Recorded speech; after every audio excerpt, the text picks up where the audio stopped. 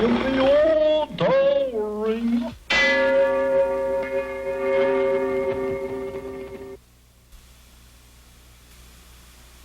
A cartoon without sound is hardly a cartoon at all. Pardon me. Since 1935, Jimmy MacDonald has built and collected the sound effects that bring Disney films to life.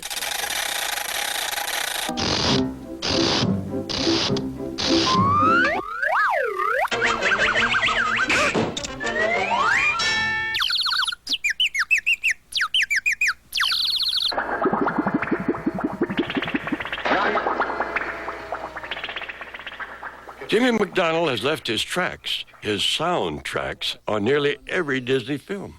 You can see and hear his story in the Disney Family Album.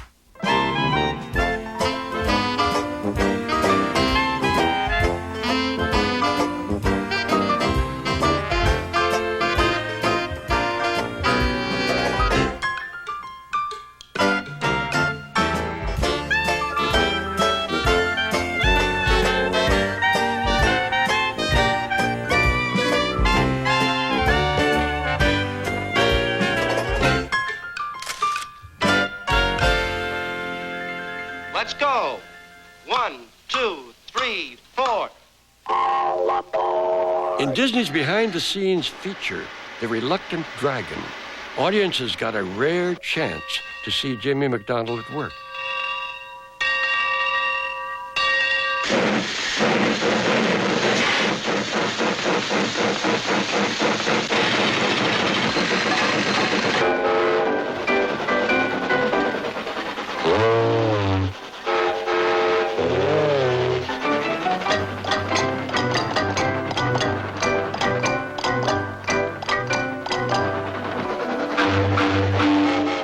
As a man behind the sounds, Jimmy doesn't often get recognized.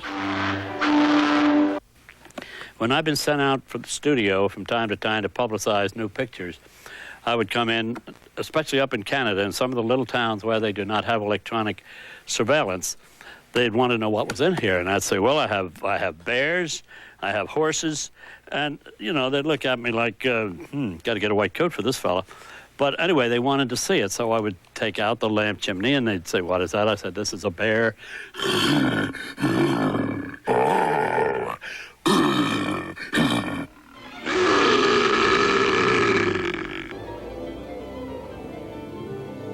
There's Jimmy again, playing the timpanis for Leopold Stokowski and Fantasia.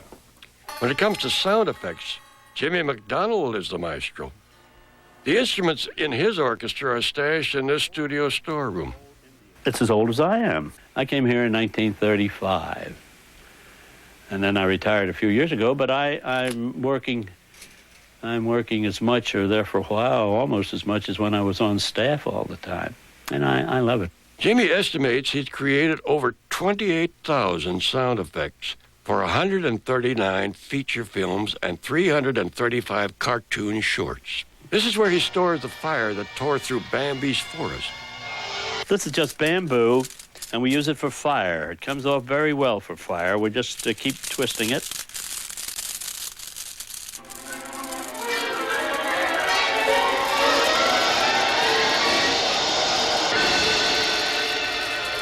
And the wind from Winnie the Pooh's blustery day.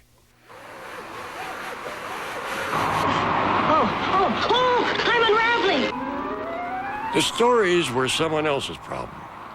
Jimmy often worked on so many cartoons at once, there wasn't even time to get acquainted. I worked on many pictures, never knew the names of the things. I'd be down there doing the effects, and the name really wasn't important to me as it was the animators. Like most of the first sound effects men, Jimmy started as a drummer. In the early 1930s, he played with a band aboard the Dollar steamship lines. You know, I had an awful time being still about the idea of not getting ready to go on a boat or whatever. There was certain sound to that foghorn and so forth that it was tough to settle down. The sound of the foghorn couldn't compete with the idea of making sounds for Mickey Mouse cartoons. I used to drive by it. The studio was on Hyperion Avenue, just off of Los Feliz Boulevard, and they had a great huge sign out in front with a big picture, a picture of Mickey, and I'll never forget my first day coming over. I was scared out of my wits. I really was. I thought, oh, big studio, Disney studio, because we were all raised on Mickey Mouse. Sound effects you hear in early cartoons had been used for years in live stage shows. They had no props, not one prop here. That's why drummers were called. First place, they had the facility in their hands to do everything that was required. And it was mostly the props like pit drummers would have, the slide whistle, Jew's harp, the brake drums, bulb horns, all of those gadgets these drummers had. The studio didn't have any. So after a couple of calls, I was asked if I'd like to stay and help develop a sound effects department, and I thought that was great. As Walt Disney's cartoons got more lifelike, MacDonald built customized sound props that expanded the vocabulary of the sound effects world. Walt gave us the time to build them and go around and just build things, and anything that we wanted, we could make. And Walt Disney liked what he heard. We used to have to do everything at one time. And we used to have to run the cartoon. We'd have the fellas with the sound effects. We had the people with the voices. We had the orchestra going, and everybody had to synchronize and hit that thing right on the button. And we had a way of doing it, though. We had a little kind of a little beat that worked up and down, and there was so many of those beats, you know, and they were all musicians working for me, so they could follow those beats. And when it came to a certain number of beats, they would go ah, or they would go bang, or they would go this, or they would pop one of these pop guns, you know, and it would always fit. Bridge out, help! Bridge out, help!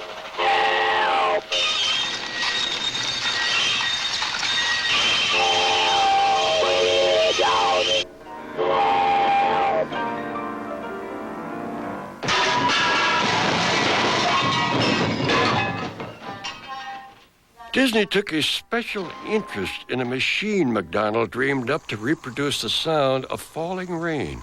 Well, Walt wanted to know what was in there. How was I going to get a rain sound? But I have it just loaded in there with little finishing nails, nailed all on strips, and then a couple hands full of Mexican peas.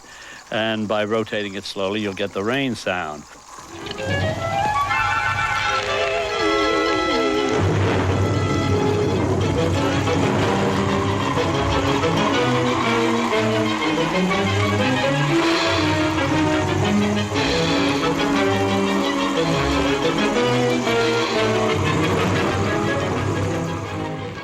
So Walt said he had to hear it when it was finished. I let him know, and he was very pleased and surprised, and so was I, because a couple weeks later I was called to his office, and I was given a raise.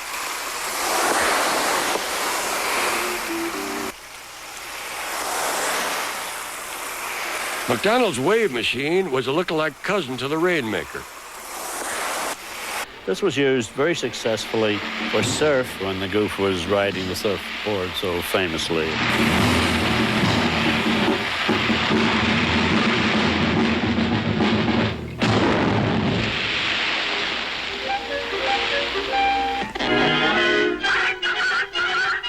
If the Disney animators could draw it, Jimmy could find a sound for it.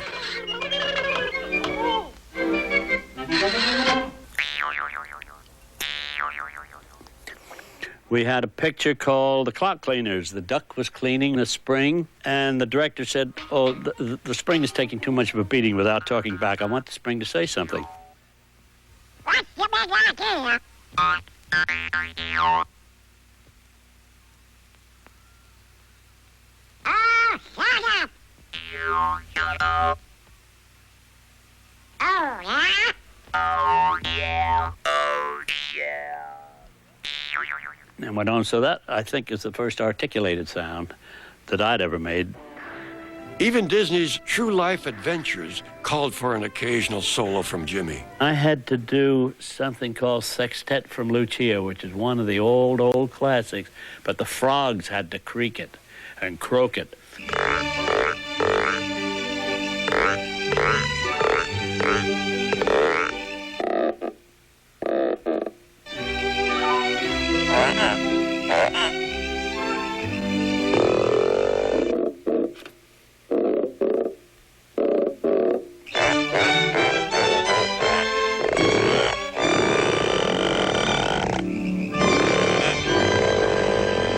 Sometimes he simply improvised the call of the wild, such as in Islands of the Sea. Ben Sharpstein was, I think he was directing that. He said, we need a sound. We've got to have a sound for this jackass penguin. And I watched the thing, and I saw that his little chest would do this, and he'd open his mouth big.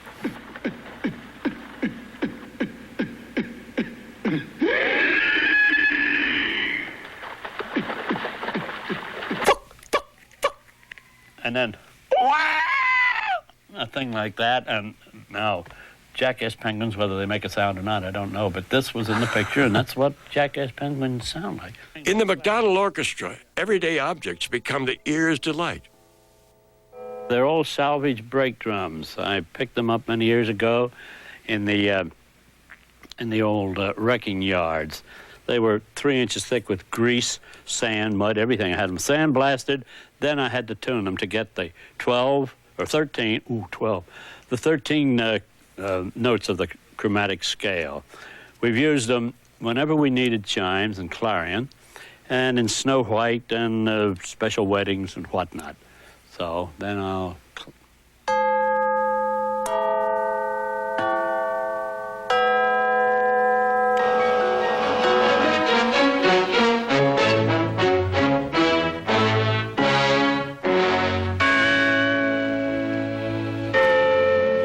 There it is, Wendy. Second star to the right and straight on till morning. When there's a smile in your heart, there's no better time to start. Think of all the joy you'll find when you leave the world behind. And bid your cares goodbye. You can fly, you can fly, you can fly, you can fly, you can fly. We could have a wedding on New Year and just have all the chimes in town going like...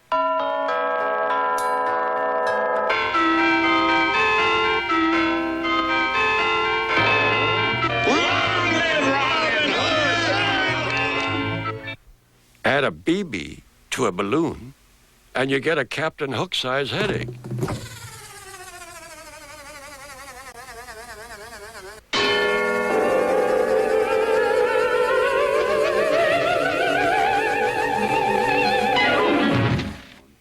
By combining the strange sounds of a soldering iron,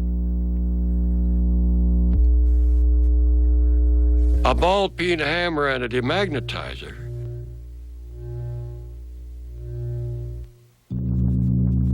with the hum of a cymbal, he cooked up the menacing sound of the atomic-powered submarine, the Nautilus, in 20,000 Leagues Under the Sea.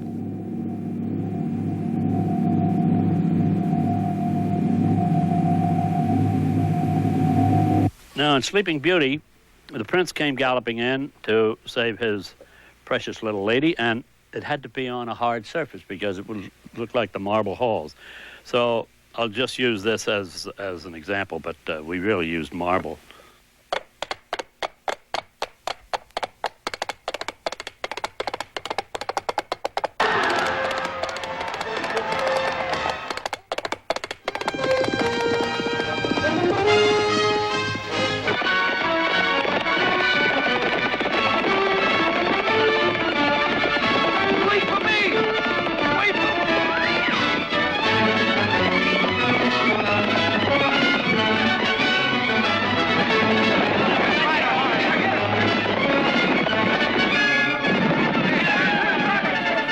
A mailing tube thunks like a skyrocket in a rescuer. It would go.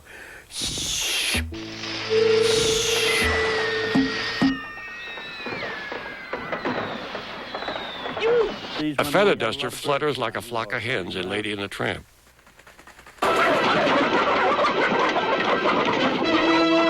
Other sound props he fashioned from scratch.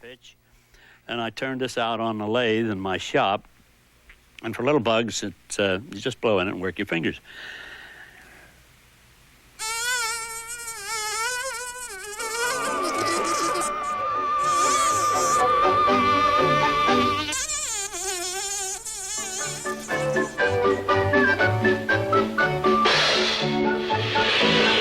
As a result of this, when it came to Evinrude, I made a larger one. See, the name Evinrude is synonymous with the outboard motor.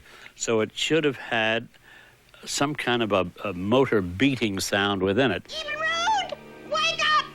Start off the engine, boy! Send Even Road back as soon as you need help.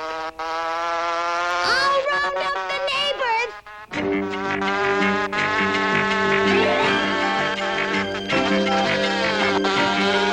Faster! Even Road, faster!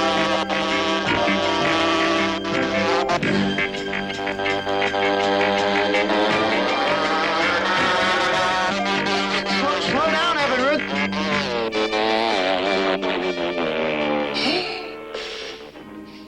For the rescuers, he built Evinrude's buzz by hand. For many other characters, he relied on his own voice. He chirped for Chip and Dale, Oh no, I can't believe it. My best friend. and howled for the hound dogs and Lady and the Tramp.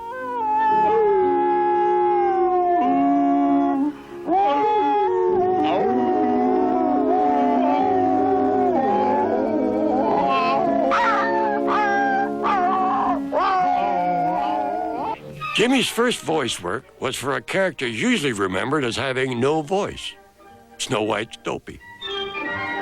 When Dopey had to wash his hands before Snow White would let him eat, he was horsing around with bar soap, threw it up in the air, and he swallowed it. They had a big scene of bubbles, so I choked and gagged and did all those sounds for Dopey.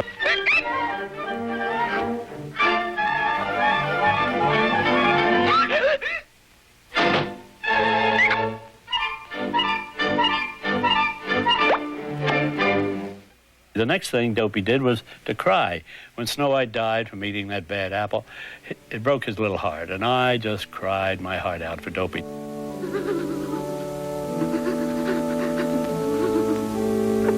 Now, they were the only two vocal sounds that Dopey made. MacDonald discovered a hidden vocal talent when Walt Disney heard a new song for Snow White.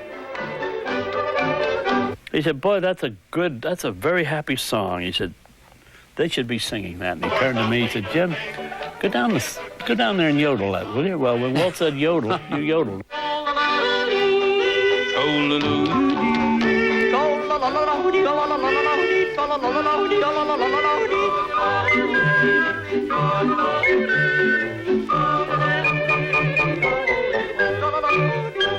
Wayne Allwine, MacDonald's successor as the Disney Studios sound effects expert, reveals Jimmy's hidden performance in 20,000 Leagues Under the Sea. And there's a sequence in the show where Kirk Douglas pops up out of the back of the Nautilus, and he has a whole series of help me notes he's put into bottles, and he's throwing the bottles overboard, and he's humming Whale of a Tale. And I'd seen the show, I don't know how many times, and one time Jimmy mentioned that was me doing the humming. And of course, I know Jim's voice so well, and the next time I saw the show, I listened, and sure enough, I could pick it out as Jimmy, but doggone, I thought it was Kirk Douglas.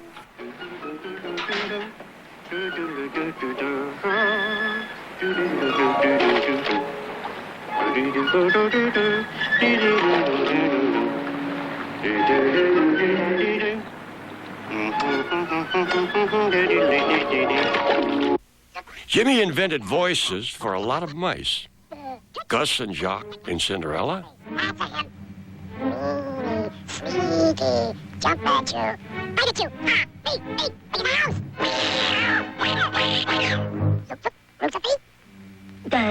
Mickey Mouse. he was the tipsy dormouse in Alice's Tea Party, Twinkle, twinkle, little bat. How I wonder what you're at. Up above the world you fly, like a tea tray in the sky. but he didn't invent his most famous mouse voice. He inherited it from the boss. Walt called me. I was on the stage here, and a girl called me and said, "Can you come up? Walt wants to see you." It was in the middle of the Mickey and the Beanstalk, and I went up. He said, "I can't do it anymore. I'm just too busy." So he asked me if I could do a Mickey voice, and I tried it. And he said, "Yeah, that sounds pretty good." And so he said to the fellas there, "After this, call Jim. Don't call me. I'm too bloody busy." 20, 30, 40. Boy, what a lifeline. But what's this here? What is it? What is it? Oh, I can't believe it. Is it bad? Why, It says here that you can change yourself into anything. Sure. You want to see me? I can change myself into the darndest things. Go on. Well, can you change into a fly? Wayne Allwine has been the voice of Mickey Mouse since Jimmy's retirement in 1976. Why, Merry Christmas, Mr. Scrooge. Why, Mr. Scrooge, Merry Christmas. Won't you come in? It wasn't, in either case, a situation where Jimmy and I solicited the part. It was sort of given to us. It's very, very strange, though, the succession goes from Walt to Jimmy, who was a sound effects man, to myself, who was another sound effects man. And strangely enough, it just happened to be the fellow they picked to learn Jim's job as a sound effects. You know, there was no announcement, nothing like that. No one has made an announcement that Wayne's going to do the voice. And that's the way it was before, you know, and Walt said, well, here it is. And I know that one day I was doing something, and Walt came on the dialogue stage, and I was doing something, and when Walt left, he turned around to the fellows and he said, hey, don't forget I do Mickey's voice, too. Yeah. As the heir to Jimmy MacDonald's trade secrets, Allwine describes himself as the sorcerer's apprentice. It took me 7 years working under Jimmy before I was even competent enough to get on the stage and handle a show at all. It's not a craft that's easily learned. It requires a quick mind and a lot of study. Allwine and MacDonald perform a sound effects duet. A string tied to a coffee can and an old wallet become a creaky door and squeaky footsteps.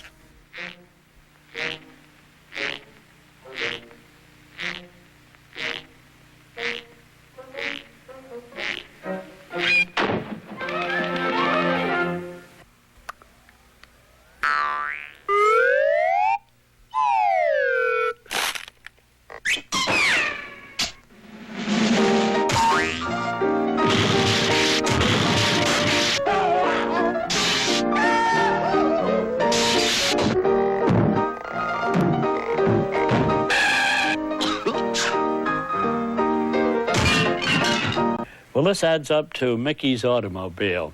I'll be the exhaust, Wayne will be the motor and the horn. These are syrup pitchers, the spring, and the old bulb horn. So the combination would be Mickey taking the car out for a Sunday run. In the good old summertime, in the good old summertime, rolling down the shady lane.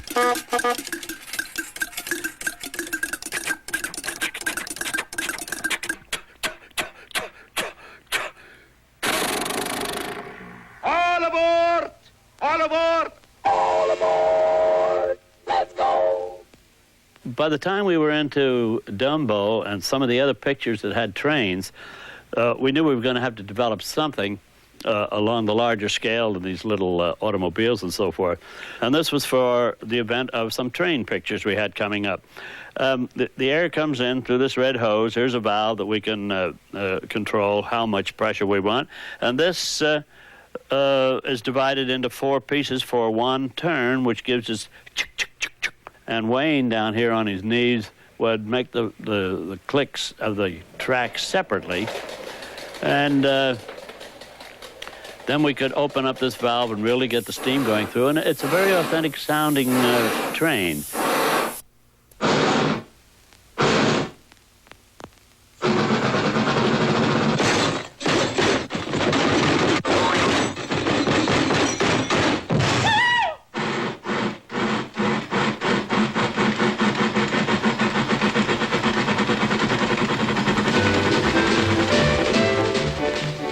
Casey Jr.'s coming down the track with a smoky stack. Hear him puffin' coming round the hill. Casey's here to thrill every Jack and Jill.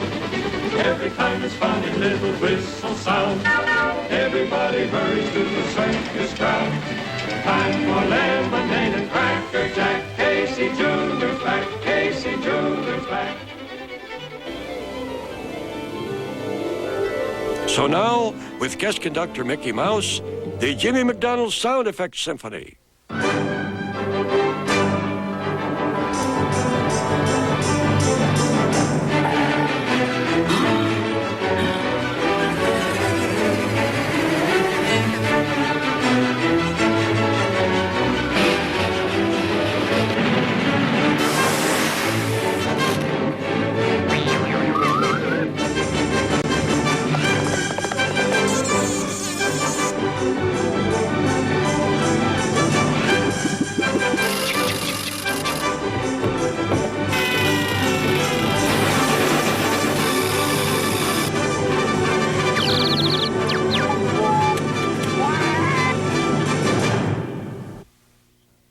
Next time you see a Disney movie, listen closely.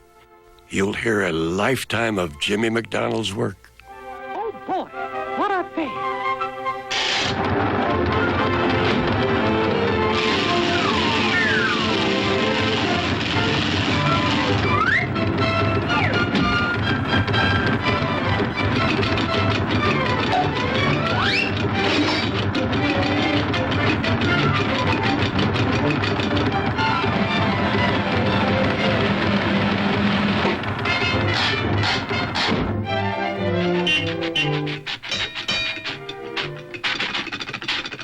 Even though I started out being an engineer and I fell down a manhole or it caved in and I couldn't do any walking around because of a broken leg, and I started doing this, and I've been doing it ever since. I wouldn't have changed for anything.